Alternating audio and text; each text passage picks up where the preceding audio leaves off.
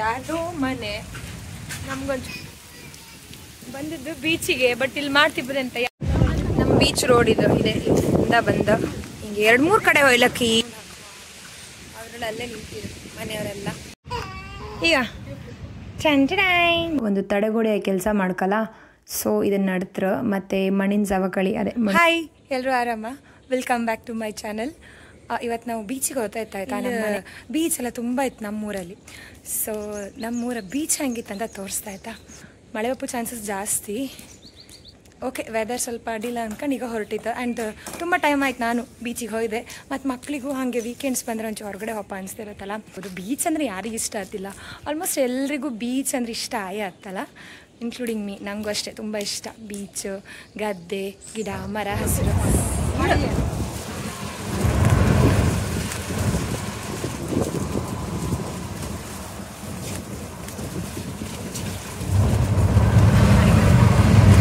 ನಿಜ ಹೇಳ್ಕಂದ್ರೆ ಈ ಮಳೆಗಾಲದಲ್ಲಿ ಬೀಚಿಗೆ ಹೋಗೋದಷ್ಟು ಸರಿ ಅಲ್ಲ.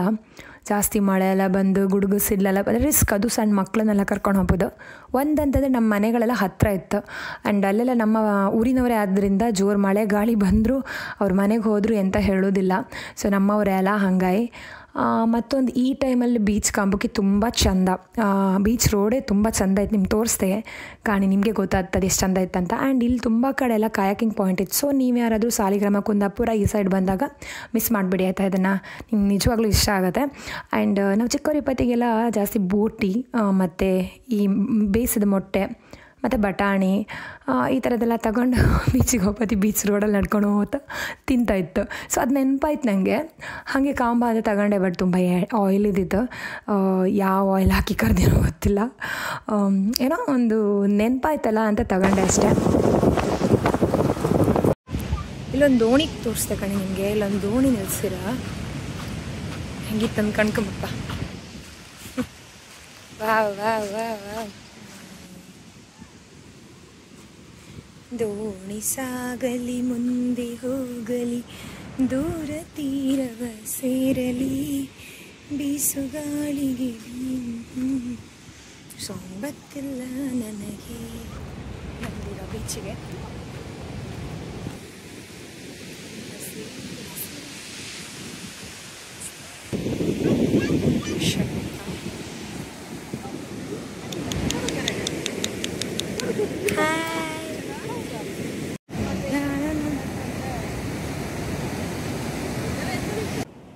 ಇವಳು ಬ್ಯಾಗ್ ಎಲ್ಲ ಹಿಡ್ಕೊಂಡು ಬಂದು ಎಂತ ರಾಯ್ತೆ ನಿಂದ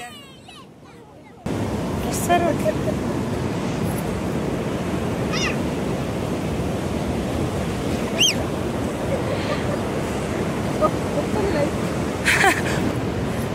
ಎಸ್ ಎಸ್ ನೀರು ಬತ್ತಿತ್ತು.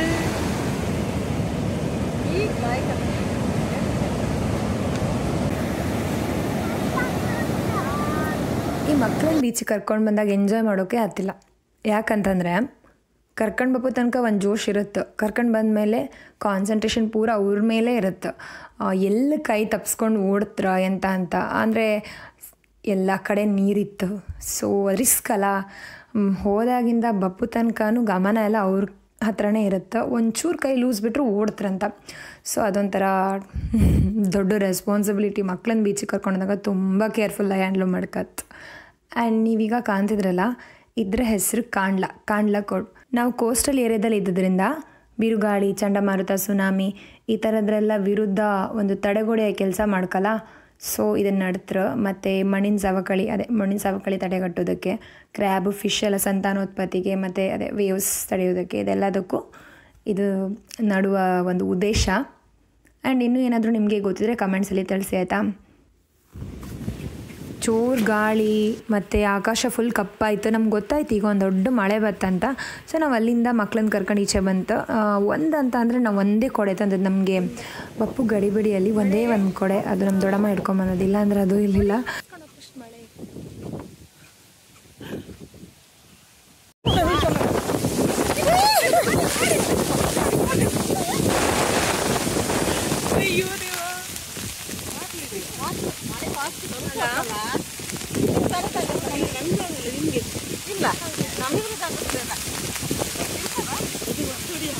ಅಲ್ಲೇ ನಡ್ಕೊಂಡು ಹೋದಾಗ ಒಂದು ಮನೆ ಸಿಕ್ತು, ಅಲ್ಲಿ ಶೀಟ್ ಹಾಕಿದ್ರು, ಅಲ್ಲೋ ನಿಂತ್ಕೊಂತು. ನಾವೆಲ್ಲ ಇನ್ನೂ ಸುಮಾರು ಜನ ಬಂದು ನಿಂತಿದ್ರು. ಬಟ್ ಮನೇಲಿ ಯಾರೂ ಇರಲಿಲ್ಲ. ಅದೊಂದು ಇಲ್ಲ ಅಂದರು ಪಾಪ ನಮ್ಮೂರಿನವರೆಲ್ಲ ಒಳ್ಳೆಯವರೇ ಸೊ ಅಂತ ಹೇಳ್ತಾ ಇರಲಿಲ್ಲ. ನಮ್ಗೊಂಚೂರು ಮಳೆ ಬಂದೆಲ್ಲ ಆಶ್ರಯ ತಗೊಂಡ್ಕೊಳ್ಳೆ. ಮಳೆ ಹೋಯ್ತು. ಹೌದಪ್ಪ, ಬಂದರಿ ನಿತ್ಕೊಂಬಿ ಥರ ಮನೆ ಮಾಡ್ತಾರ. ಅಯ್ಯೋ ದೇವ, ಅಮ್ಮ ಅಲ್ಲ ಹೇಳೋದು, ಈ ಮನೆ ನನ್ನ ಮನೆ ಕಾಣಿಸ್ತಿತ್ತಲ್ಲ, ಇದು ಇಲ್ಲಿ ಬಂದವ್ರಿಗೆ ನಿತ್ಕೊಂಬಕ್ಕೆ ಮಾಡೋದು. ನಮ್ಮ ಮಳೆ ಬತ್ತಂದಲ್ಲಿ ಹೇಳಿ ಮನೆ ಮಾಡಿಟ್ಟಿರಲ್ಲ. ಈಗ ಮಳೆ ಕಡಿಮೆ ಸ್ವಲ್ಪ.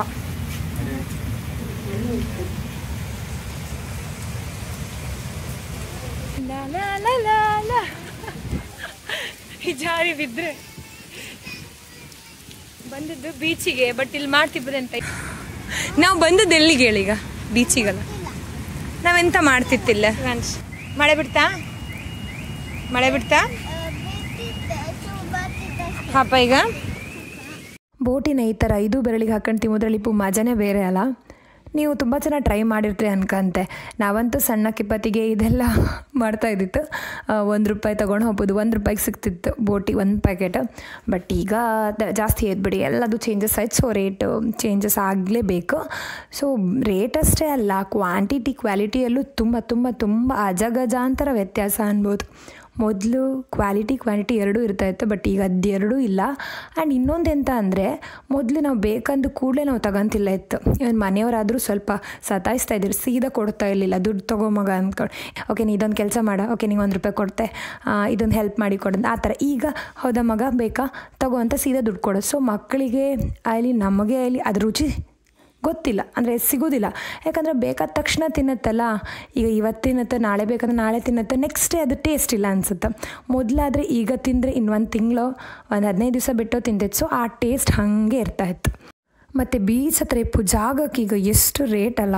ಮೊದಲು ಒಂದು ₹500 ಕೇಂತಿಲ್ಲ ಇತ್ತು. ಅದೇ ಜಾಗ ಈಗ 4 ಲಕ್ಷ, ಅದಕ್ಕೂ ಜಾಸ್ತಿ ಒಂದು ಸೆಂಟ್ಸಿಗೆ. ನನಗೆ ಶಾಕ್. ಈ ತುಂಬ ವರ್ಷದ ಹಿಂದೆ ಬಂದು ನಾವೇ ಕೇಳಿದ್ದಿದ್ದಕ್ಕೆ ಎಷ್ಟೆಷ್ಟು ಅನ್ನೇಳಿ. ಬಟ್ ಈಗ ಫುಲ್ ಚೇಂಜ್, ಮೊದಲಿನ ಥರ ಯಾವುದೂ ಇಲ್ಲ. ನಾವು ಯಾವುದೂ ಪ್ರಿಡಿಕ್ಟ್ ಮಾಡೋಕ್ಕಾಗಿಲ್ಲ, ಹೆಂಗೆ ಬೇಕಾದರೂ ಚೇಂಜಸ್ ಆಗ್ಬೋದಂತ ಇದೊಂದೇ ಸಾಕ್ಷಿ. ₹500 ಬೆಲೆ ಇಲ್ದಿದ್ದು ಲಕ್ಷಾಂತರ ಬೆಲೆಗೆ ಬಂತು. ನೆಕ್ಸ್ಟ್ ಡೇ ಅದೇ ಈಗ ನಾವು ಕಣ್ಣು ಮುಚ್ಚಿದ ಇರೋದ್ರೊಳಗಡೆ ಏನೂ ಚೇಂಜಸ್ ಆಗ್ಬೋದು. ಅದು ಯಾವುದೇ ವಿಷಯದಲ್ಲಿ ಆಗಿರ್ಬೋದಲ್ಲ. ಆ್ಯಂಡ್ ಇಲ್ಲಿ ಹತ್ತಿರ ಮನೆ ಮಾಡ್ಕೊಂಡಿದ್ರಲ್ಲ, ಅವರೆಲ್ಲ ಹೆಂಗಿರ್ತಾರೆ ಅಂತ ಹೇಳಿ ನಂಗೆ ತಲೆಗೆ ಬೊಪ್ಪೋದು.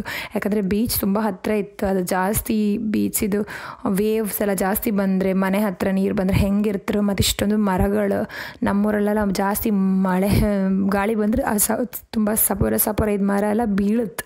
ಇವ್ರ ಮನೆ ಎಲ್ಲ ಹತ್ತಿರ ಇದೆಲ್ಲ, ಹಾಗೆ ಹೆಂಗೆ ಜೀವನ ಮಾಡ್ತಾರೆ ಅಂತ ನಮಗೆ ಅಪರೂಪಕ್ಕಂಬವ್ರಿಗೆ ಒಂಥರ ಟೆನ್ಷನ್ನೇ ಆಯ್ತು. ಅದು ಅವ್ರಿಗೆ ಡೈಲಿ ಪೋರಿಗೆ ಆ ಥರ ಎಂತ ಅನಿಸೋದಿಲ್ಲ ಅನ್ಕಂತೆ.